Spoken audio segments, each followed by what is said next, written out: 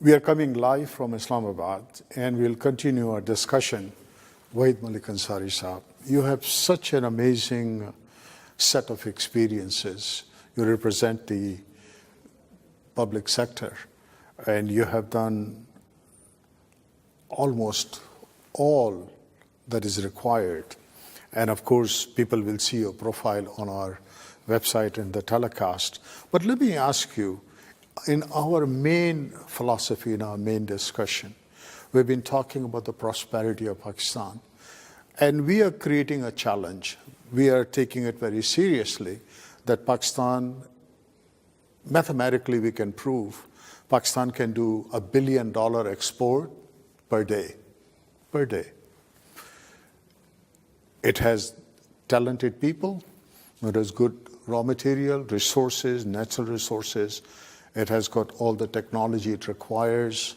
Question is, why it's not happening, and where are the blockades? And from our international experience, we look at Pakistan at a crossroad between China and all the opportunities. But then we also realize that it is the lack of corporate skills to expand the business, corporate skills to open the new markets, corporate skills to go out and develop teams and do product innovations and products and so on. You can call that as skill gaps. We would call them as serious economical gaps. So what are some of your thoughts? Where do you think are the problems? Or do you really believe, do you feel that yes, we can go out and do $1 billion export a day? Does it make sense to you? Bismillah ar-Rahman ar-Rahim. First of all, I would say that no doubt material sources matters for any sort of development. But in our case, as per my exposure, the main thing is the quality of human resource that actually matters. And when I go back into my exposure, I think that this is the biggest issue as far as we Pakistanis are concerned, because we lack to impart vocational training to create skillful human beings. That's correct, that is right. But what matters is the willingness to work and sincerity towards your job, sincerity towards your client. This is a big thing which we lack. And there's no doubt we are talented, we are educated, we have very, very good educational institutions, we have a big commercial concerns. But for one or the other reason, we are not so sincere people, even with our job. Because if I'm sincere to my job, I will do my job with my utmost capacity, with my utmost ability, and with my utmost honesty. This is one of the main reasons, I suppose, because when I see everybody saying to go by the book, everybody is saying to go by the book, to obey the law, to obey the rules, but through his conduct, he proves that all these things may not be applicable to me. These all things are for others. And these observation of rules, his observation of laws, very basically play into the development of the country. That development may be in context of the development of human beings, the development of resources, the development of business, the development of everything. Suppose we are like a commercial organization, and if there was what would you say that we could do within the public sector that will, like a lot of people say, that public sector needs more training and education than the private sector? A lot of people have said that. Where do you think that public sector require a modified thinking to say, let's take the top areas or the top managers and put them some kind of a systematic, organized training to mobilize 5,000 or 10,000 of these people on a very fast-track basis? Because things have changed. Whatever Pakistan did in the last, I'm talking purely business and economic expansion and export. I'm not into politics, I'm not into anything else. What Pakistan did in the last 10, 20 years has no relevance today. It has no relevance today. Technology has changed, markets have changed, the global outlook have changed, everything has changed. So where do you start? You can only start on a blank page. So is that an opportunity? Yes. Pakistan is a great crossroad. It has an opportunity to start on a blank page. The new leadership is the spark that provides that. The question is the public administration is kind of ready to say, great, show us the blueprints, lay it all out, and let's see how it can be done. So we can mathematically present all kinds of model to say that how it can turn around. But of course, participation from both sides is essential. We have received in last few debates and few discussion tremendous support, tremendous. Our next event is on the 16th in Karachi, a couple of hundred people there, and they are all coming to discuss corporate training side issues and challenges on how to transform 5,000, 50,000. Our goal is how we can interact with 1 million in the corporate sector to try to give them this lift. What are we doing here? This is all advanced level telecommunication. What you and I are discussing, now the Chamber of Commerce people and the public sector and private sector are listening to it. And they are saying, yes, perhaps it's a possibility. Just like what we are doing, we can also deliver massive training to those departments.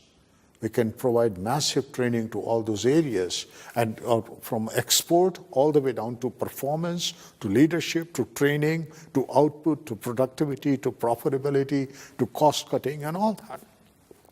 Because today it's possible. It was not a few years ago, because technology is so advanced. And this is our Akhtar debate, and what we are doing, Expathon, is a model that how with a small team of 100 experts, we are trying to mobilize about 1 million people. It's all about technology. So coming back to that, with your various roles and with your various departments and your very powerful titles that you hold in your position, what do you think Akhtar debates or Expathon can do in the coming months, or to set up either a council or to set up a private meeting or get the groups together or to create another debate or to bring our team into some place either in Sindh, Punjab, wherever it is, and try to take a couple of notches up? When we talk about economic development of the country, Sure.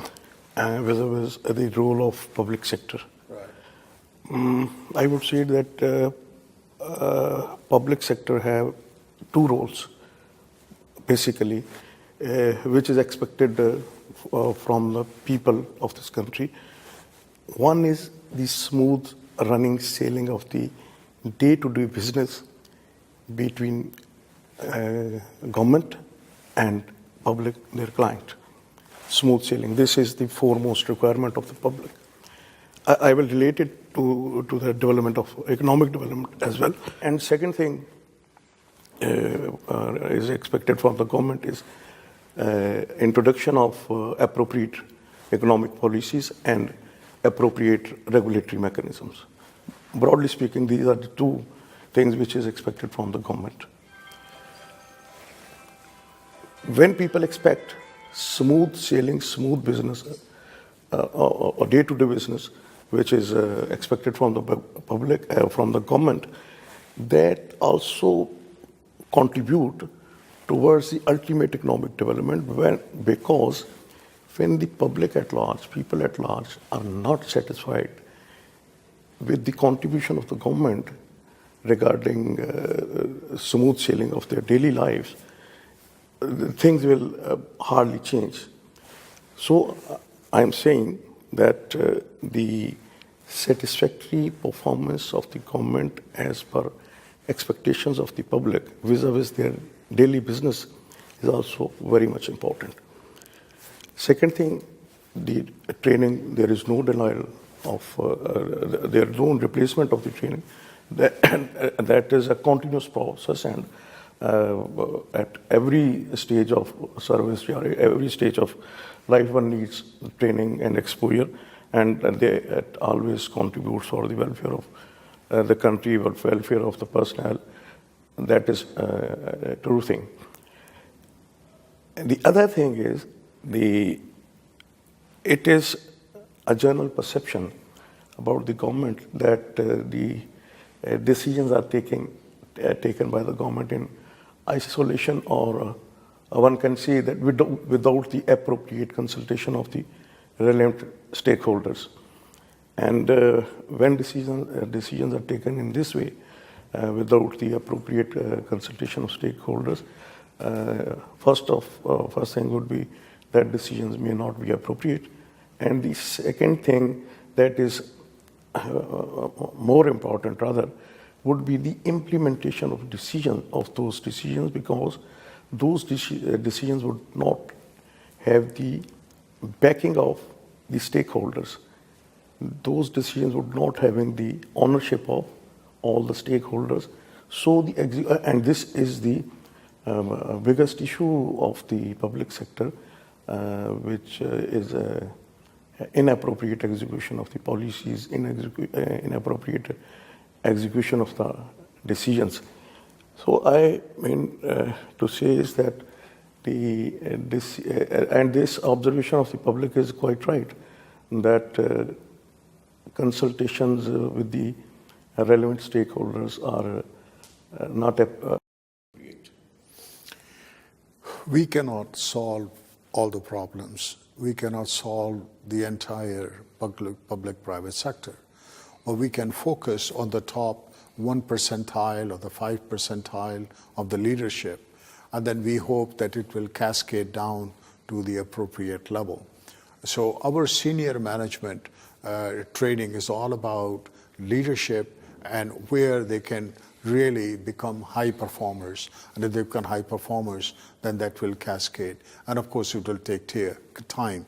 Pakistan issues and Pakistan problems have taken a very long time, but it is a very progressive junction with China, with the global market. It is at perhaps one of the most opportune time from entrepreneurial point of view, technology and whatnot. And we think at this time, if we were to, for example, impact the performance of 5,000 or 10,000 public service senior management employees, we can cascade down a very powerful impact in a very short period of time. Other countries have done it very successfully, and that's what they are doing. Some of their senior middle management are better and smarter and faster than the private sector, and they have done it. I mean, it's allowed that. This is a subject that we would love to continue. We would love to share with your offices. Our office will communicate and see if there's a possibility that we can have a council or a group gathering, and we try to have some kind of a more narrowly focused discussion based on your regions and based on your departments and various very powerful positions that you have. And I would love to have that. And I want to thank you for your time coming down for this discussion.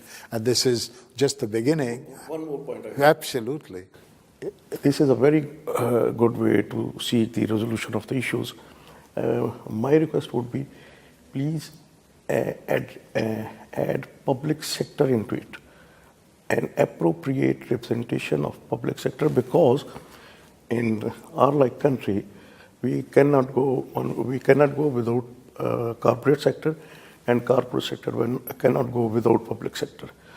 So to see the appropriate resolution of the issues, it would be more appropriate that we can start a debate while sitting both public representatives of public sector and And just to tell you how fast we move, we'll be delighted to have a discussion outside.